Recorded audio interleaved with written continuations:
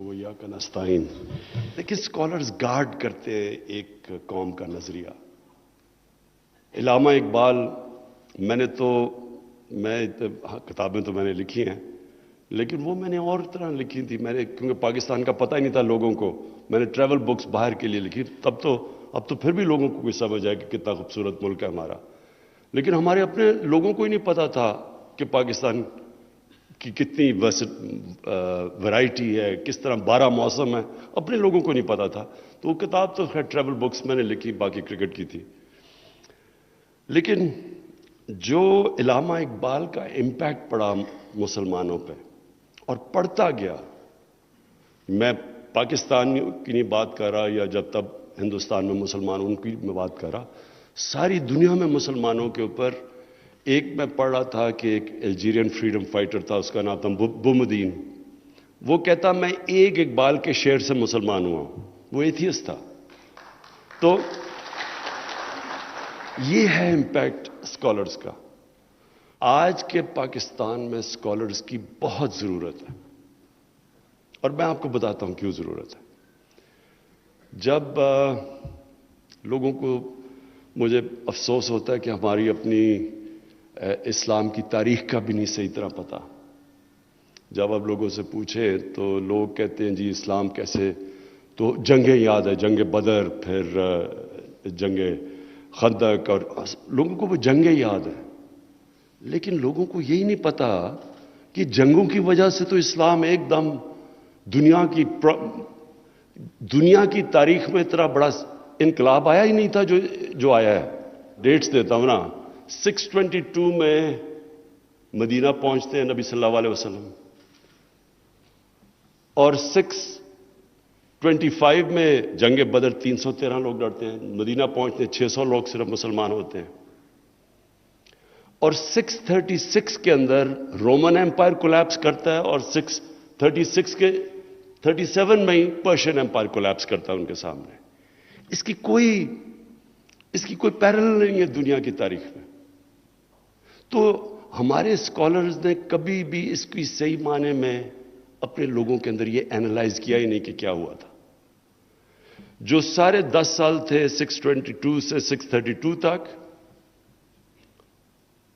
جب ہمارے نبی صلی اللہ علیہ وسلم دنیا میں تھے, تو صرف 1400 لوگ مرے تھے جنگوں میں. ساری جتنی جنگیں ہوئی تھی صرف 1400 لوگ مرے تھے, جس میں 600 مسلمان شہید ہوئے تھے. اور وہ 150 مربع میل پہ وہ پھیل چکے تھے مسلمان. تو اصل میں وہ ایک فکری انقلاب تھا. وہ تلوار سے نہیں آیا تھا. وہ لوگوں کے کیریکٹرز بدل گئے تھے, انسان بدل گئے تھے. قرآن کی آیت ہے کہ میں کبھی کسی قوم کی حالت نہیں بدلتا جب تک وہ قوم خود اپنی حالت بدلنے کی کوشش نہیں کرتی, اپنے آپ کو نہیں بدلتی. تو وہی انسان تھے. وہ جس طرح مولانا رومی کی ایک ورس ہے کہ جب اللہ نے تمہیں پر دیے ہیں تو تم کیوں چونٹیوں کی طرح زمین پہ رینگ رہے ہو. تو پر دے دیے انہوں نے, کیریکٹر بدل دیے, آزاد کر دیا انسانوں کو. اشرف المخلوقات کا اصل پوٹینشل نکلایا. پتہ چلا کہ انسان میں اللہ نے کتنی طاقت دی ہے. کہ جب فرشتوں کو کہا تھا اس کے سامنے جھکو, تو جب شیطان نے کہا کہ میں نہیں جھکتا, تو اللہ نے کہا تمہیں بھی نہیں پتا کہ میں نے اس کو کیا کیا طاقت دی ہے. علم طاقت علم سے آتی ہے. تو وہ جو انقلاب آیا تھا وہ اس لیے ضروری ہے ہمیں اپنی ینگر جنریشن کو بتانا, کیونکہ اس وقت ہماری ینگر جنریشن کے اوپر جس طرح کا سوشل میڈیا اور میڈیا کی وجہ سے جو پریشرز اب ہیں, جس طرح کا یلغار ہے, انسانی تاریخ میں کبھی بچوں اور یوتھ کے اوپر ایسا نہیں تھا. آج ایک بچے کے پاس موبائل فون کے اوپر وہ کانٹینٹ ہے جس میں زیادہ تر پازیٹو بھی ہے, نالج بھی ہے, انفارمیشن بھی ہے. لیکن وہ دوسرا کانٹینٹ ہے, ایکس ریٹڈ کانٹینٹ, جو انسانی تاریخ میں بچوں نے کبھی فیس نہیں کیا. اس لیے اس ملک میں ہمارے اسکالرز کی, ہمارے فلم ٹی وی پروڈیوسرز کی بہت زیادہ آپ کی ذمہ داری ہے اپنی ینگر جنریشن کے لیے. کو اگر ہم نے ان کو صحیح ڈائریکشن پر رکھنا ہے. دیکھیں آپ میڈیا کو تو بند نہیں کر سکتے, سوشل میڈیا ریالٹی ہے, کچھ بھی نہیں آپ کر سکتے. آپ کئی دفعہ مجھے آتا ہے کہ جی یوٹیوب کے اوپر یا کسی کے اوپر یا ٹک ٹاک کے اوپر یہ کانٹینٹ آیا, میں ان کو پی ٹی اے کو ٹیلی فون کرتا ہوں, وہ بلاک کر دیتے ہیں سائٹ, اگلے دن کوئی اور نکلاتی ہے. یہ بہت ایک دنیا اس سے ابھی کوپ کر رہی ہے, جو سوشل میڈیا ایک نئی چیز آئی ہے اور یہ ہمیں پتہ ہی نہیں کتنی تیزی سے آگے بڑھ رہی ہے. تو ہم روک تو وہ سکتے نہیں ہیں, لیکن ہم اپنے بچوں کو ان کی تربیت کر سکتے ہیں, ان کو ہم ہتھیار دے سکتے ہیں کہ یہ جو جس طرح کا اب ان کو کانٹینٹ اویلیبل ہے, اس سے کیسے انہوں نے ڈیل کرنا ہے. تو مجھے پتا کہ ماں باپ ان کے اوپر کس طرح کے دفعہ پریشان ہوتے ہیں, جو جس طرح بچے اپنے موبائل فون کی طرف سے جو ان کو چیزیں اب ایکسیس ہیں. تو اس لیے میرا جو اپنے ملک کے اوپینین, کیونکہ اسکالرز اوپینین میکرز ہوتے ہیں, اور اسکالرز پھر سے میں ریپیٹ کرتا ہوں, ملک کی ڈائریکشن کو پروٹیکٹ کرتے ہیں, آپ کے نظریے کو پروٹیکٹ کرتے ہیں, اچھے برے کی تمیز دیتے ہیں. جو کرپشن ہے نا, میں نے سارے مجھے کہتے ہیں جی آپ کیوں یہ ان کے پیچھے کرپشن پڑے رہتے ہیں, ان دو بڑے خاندانوں کے پیچھے. میری ان سے کوئی ذاتی لڑائی, بلکہ میری تو دوستیاں ہوتی تھی ان سے. اصل میں جب نبی صلی اللہ علیہ وسلم نے انقلاب لے کے آیا, یہ جو فکری انقلاب آیا تھا, تو وہ اس کا بیس پہلے تھا morality کے اوپر. اچھائی کو اٹھاؤ اور برائی کو کنڈیم کرو. یہ ہے بیسس ایک سویلائزیشن کا. جس سویلائزیشن کی morality چلی جاتی ہے, مولانا رومی سے کسی نے پوچھا قوم کیسے مرتی ہے, مولانا رومی نے دو درختوں کی مثال دی, ایک بڑا خوشبودار اور خوبصورت درخت اور دوسرا بدصورت درخت. یعنی انہوں نے کہا جب ان دو درختوں کے اندر ڈفرینشیٹ کرنا ختم کرتی ہے, قوم مر جاتی ہے. جب ایک قوم اچھے برے کی تمیز ختم کرتی ہے, قوم مر جاتی ہے. جب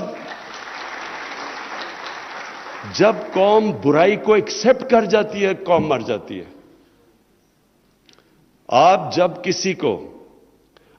جب برے کو برا نہیں کہتے اور اس کو ایکسپٹ کر جاتے, تو اس کا مطلب کہ آپ کا زوال شروع ہو گیا. کیونکہ میں جب دیکھ رہا ہوں کہ میرے ساتھ والا گھر میں, وہ 5 مرلے گھر میں رہتا تھا, اور دیکھتے دیکھتے اس کے پلازا بن گیا, پورا پیلس بن گیا, زمینوں پہ قبضے کر کر کے اربوں پتی بن گیا. میں صبح سے لے کے شام تک کیوں محنت کروں جب میں 50 سال میں اتنا پیسہ نہیں کما سکتا جو اس نے ایک دن میں کما لیا. تو ورک ایتھکس ختم ہو جاتے ہیں معاشرے میں. میں نے اپنا وقت انگلینڈ میں پہلے پڑھائی کی, اس کے بعد پھر میں کرکٹ کھیلتا تھا وہاں کوئی 18 سال. تو میں آپ کو یہ صرف بتا سکتا ہوں کہ وہاں کا اور ہماری جو morality ہے, جو ایتھکس ہے, زمین آسمان کا فرق ہے. ان کی جو پارلیمنٹ ہے وہ چلتی کیسے ہے, وہاں کیوں نہیں کوئی پیسے چلتے جس طرح ہمارے سینٹ کے اوپر لوگ بکتے ہیں, وہاں کیوں نہیں ہوتا. وہاں کبھی تصور ہی نہیں ہے کہ کوئی ہارس ٹریڈنگ ہوگی, جب پیسے چل کے جناب وہ ادھر سے ادھر چلے جاتے ہیں ممبرز پیسے. یہ کیوں نہیں وہاں کانسیپٹ؟ کیونکہ ان کی مورل سٹینڈرڈز ہمارے سے بہت اوپر ہے. اور ایک وقت ایسا تھا کہ مسلمان تاجر جب انڈونیزیا اور ملیشیا گئے تو ان کے کیریکٹر کی وجہ سے لوگ مسلمان ہو گئے. ان کا کیریکٹر اتنا تھا. یہ ملک میں اللہ نے سب کچھ دیا ہے. آپ کو یقین کریں, اگر جتنے میں نے 3 سال میں اقتدار میں رہا ہوں, یعنی میں سوچتا ہوں کہ اللہ نے کیا کیا نہیں دیا اس ملک کو. یہ بڑا ایک ہر طرح یہ اللہ نے یہاں نعمتیں بخشی ہوئی. ضرورت یہ ہے اپنے اسکالر سے کہ 2 طرح کے ہمارے چیلنجز ہیں. ایک چیلنج یہ ہے کہ ہم کرپشن کو ایکسپٹ کر بیٹھے. مجھے کہتے ہیں جی وہ اپوزیشن لیڈر ہے, آپ اسے ہاتھ نہیں ملاتے. اس کے اوپر اربوں روپے کے کرپشن کے کیسز ہیں. میں اس کے اوپر ہاتھ ملاتا ہوں تو میں ایکسپٹ کروا دیتا ہوں معاشرے میں کہ بری چیز ہی نہیں ہے یہ. آپ انگلینڈ میں آپ کو بتاؤں, انگلینڈ کے اندر کبھی کسی ایک پولیٹیشین کے اوپر صرف الزام لگ جائے نا کہ اس نے پبلک کا پیسہ چوری کیا, کوئی اس کو اینکر ٹی وی پہ بٹھا دے، مجال ہے کہ پارلیمنٹ میں وہ گھس سکے، جب تک وہ اپنے آپ کو کلیئر نہیں کرتا وہاں یہ تصور بھی نہیں ہے کہ اربوں روپے کی کرپشن اور وہ جا کے اسمبلی میں 2-2 گھنٹے کی تقریریں کر رہے ہیں، کیونکہ ان کی سٹینڈرڈز مختلف ہیں ہمارے سے۔ اور کہ ہم اپنے بچوں کو، کیونکہ ہم پھر سے میں آپ کو کہہ دوں کہ میڈیا کو تو آپ بند نہیں کر سکتے، سوشل میڈیا نہیں بند کر سکتے، فلمیں آ رہی ہیں، بچوں کے پاس ایکسیس ہے موبائل فون پہ، وہ نہیں آپ بند کر سکتے، لیکن آپ کم از کم بچوں کو ایک رول ماڈل دے سکتے ہیں۔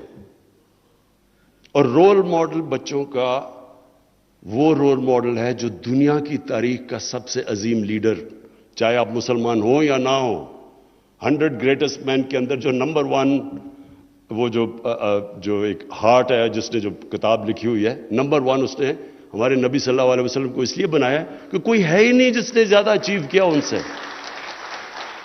تو ہم اپنے بچوں کو جب وہ دیکھتے ہیں کہ جی فلانے نے اتنا پیسہ بنا دیا اور اس نے بل گیٹس نے اتنا امیر آدمی بن گیا، تو ان کی کتابیں پڑھتے ہیں کیونکہ وہ رول ماڈل بنے ہوئے ہیں۔ ہمیں ساتھ ساتھ وہ بھی رول ماڈلز ہوں، لیکن ہمیں ساتھ ساتھ اپنے بچوں کو بتانا تو چاہیے کہ دنیا کا سب سے عظیم لیڈر، اس کی کیا کوالٹیز تھیں کہ وہ اتنا، انہوں نے ایک پوری 2 سپر پاورز کے سامنے ایک قوم جس کی حیثیت ہی کوئی نہیں تھی، ان کو اٹھا کے دنیا کی امامت کروا دی۔ کوئی تو کوالٹیز ہوں گی۔ تو ہمارا کام، ہمارا جو معاشرے کا اس وقت، اگر ہم نے اس کے ایتھکس اٹھانے ہیں تو ہمیں ان کی سیرت کے اوپر سوچ کے، پروگرامز کر کے، ٹی وی کے اوپر ایک آلٹرنیٹ میسج دینی ہے اپنے بچوں کو۔ جاپان کے اندر پہلے 7 کلاسز کے اندر وہ بچوں کو شنٹوازم، جو ان کا دین ہے، اس کے ایتھکس پہلے سکھاتے ہیں، میتھس اور اس کے علاوہ ایتھکس سکھاتے ہیں بچوں کو، اچھے برے کی تمیز سکھاتے ہیں۔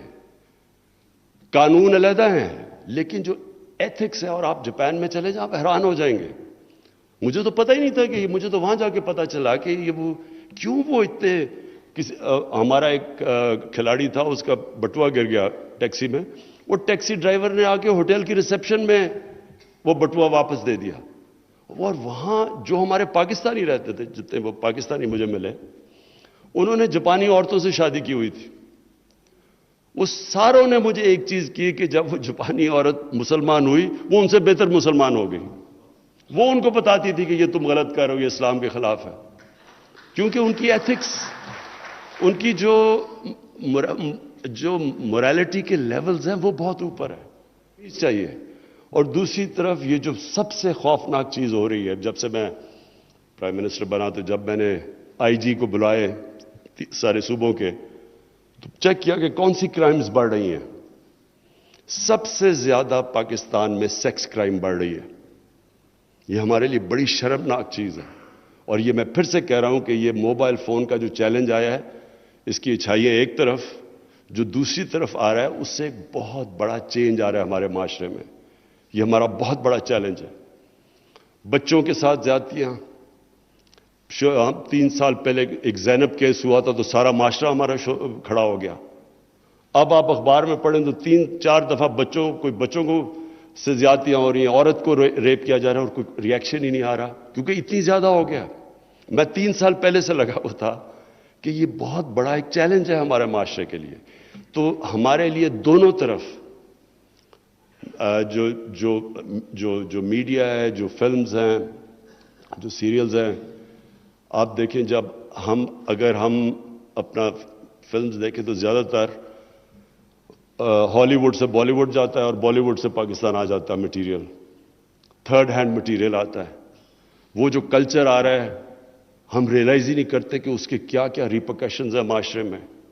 کبھی کسی نے اینالائز نہیں کیا کہ ہندوستان میں، کیونکہ میں ہندوستان تو کرکٹ کی وجہ سے بہت جاتا تھا، تو جو ہندوستان کی فلمیں 40 سال میں بدلی ہیں، پہلے کیا ہوتی تھیں اب کیا ہیں، اس کا امپیکٹ دیکھ لیں کہ ہندوستان کے فیملی سسٹم میں کیا ہے، ڈیورس ریٹ کتنی بڑی ہے، دلی کو ریپ کیپٹل کہا جاتا ہے، اور وہی ہم پھر کلچر لیتے ہیں تو اس کے یہاں ایفیکٹس آئیں گے۔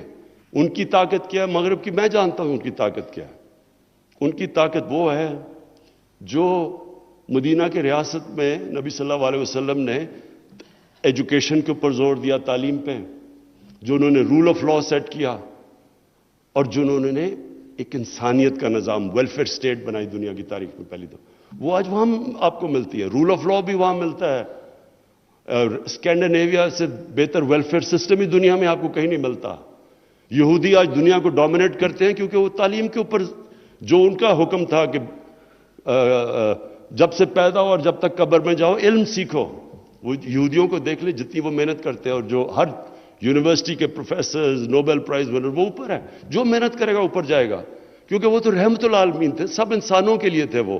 تو جو انسان ان کی حکم پہ اور سنت پہ چلے گا وہ اوپر چلا جائے گا، جو انسان، کیونکہ وہ رحمت العالمین تھے۔ لیکن جو وہاں تباہی مچی ہے، ان کے فیملی سسٹم جو ڈسٹروائے ہو رہا ہے، جو ان کے لائف سٹائل کی وجہ سے ہمارے سامنے ہو رہا ہے، ہمارے سامنے ہوا ہے۔ میں بار بار مثال دیتا ہوں، 1970 میں 14 میں ایک ڈیورس ہوتی تھی انگلینڈ میں، آج 70-80% ڈیورس ہے، کیونکہ وہ جو لائف سٹائل ہے وہ اس کا امپیکٹ پڑنا ہے۔ تو ہمارے لیے ضروری ہے اسکالرز کے لیے کہ اپنے معاشرے کو گائیڈ کریں آپ۔